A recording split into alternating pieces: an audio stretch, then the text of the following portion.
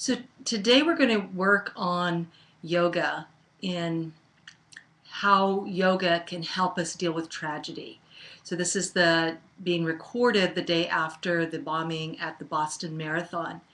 And what I want to explain to you is a little bit of what happens to us physiologically when we have to deal with some kind of tragedy. And there's two different types of dealing with it. So the people who were there at the event as the tragedy happened, as it was unfolding, what happened for them is that their brain, all the energy, the blood flow in the brain went to the back part of the brain, which was a good thing. It's a good thing. This back part of the brain is about survival, is about instincts, and it triggers a whole host of responses in the body, which also affects the mind, our actions, our emotions. So, for example, adrenaline is released in large quantities, which again is a good thing. You saw people running to the crime scene. You saw people moving those heavy fences away.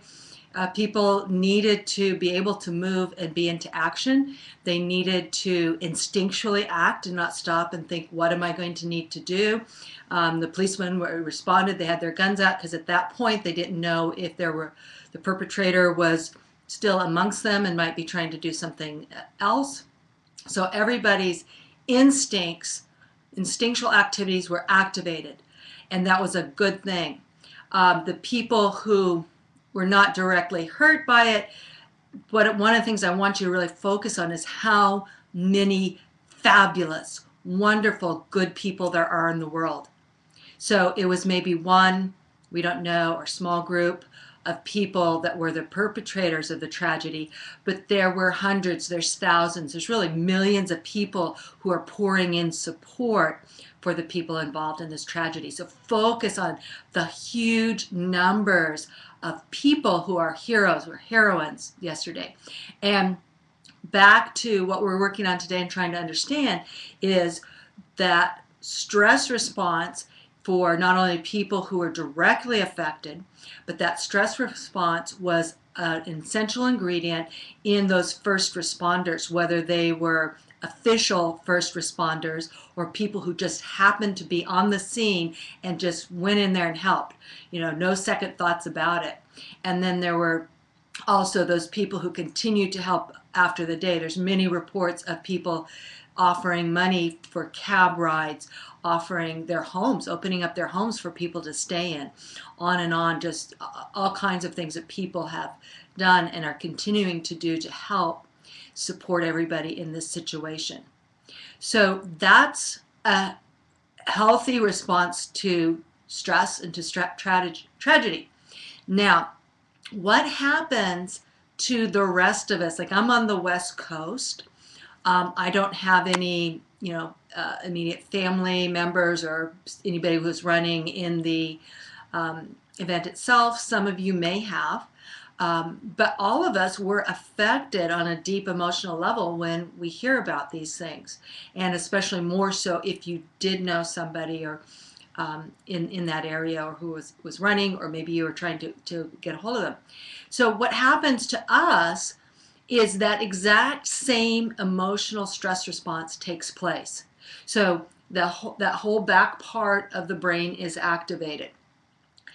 However, there's no place for us to run to. There are no barriers for us to physically grab and move out of the way. There's no one that's right in front of us that we can take some action and help that individual. And so what happens is we get this, so there's no release of the adrenaline. There's no release of this whole multitude of hormones and reactions. Blood pressure quickens, the heart's beating faster so that you can act. But those of us, they say, who are just listening and our hearts are pouring out over this tragedy, we are probably sitting in front of the TV, in front of our computer, maybe getting on the phone, trying to contact people. We're not able to do anything with what our body is prepared for us to do, to take that kind of action. So then that stress response continues to build and build and build within us and creates an unhealthy situation. And if we don't work on it, if we don't deal with it, we actually can become impaired and be less useful and in less help for those in need. So the yoga techniques that we're going to learn in just a few moments, if you're coming later, they're going to be in the video above this one. Some yoga techniques for switching that stress response, bringing the energy from the reactive part of the brain forward to the prefrontal lobes of the brain, where in that area we can also make better decisions, and the dopamine is released instead of the fear hormones. But also the meditative practices, yoga practices, also take us back a little further into the brain where we feel our connection with others. And that's really important because, again, in tragedy, we tend to focus on feeling this disconnection, far away from maybe the loved ones, and also just, all of a sudden feeling, are we safe anywhere? And again, that constant physiological response of being fearful like that does not help us and can take us actually into disease processes. So by activating that part of the brain, which is just back behind the front part there, that helps us to feel connected with other people, with our environment, with our world, is also really key and really important to be activating during these times. Because the more we stay centered and calm, we remain compassionate, and we remain better able to help others and be of positive value and help for ourselves, for our families, for our community, for our global community. So let's get started with some of those practices. Again, it'll be in the video above if you're coming to this later.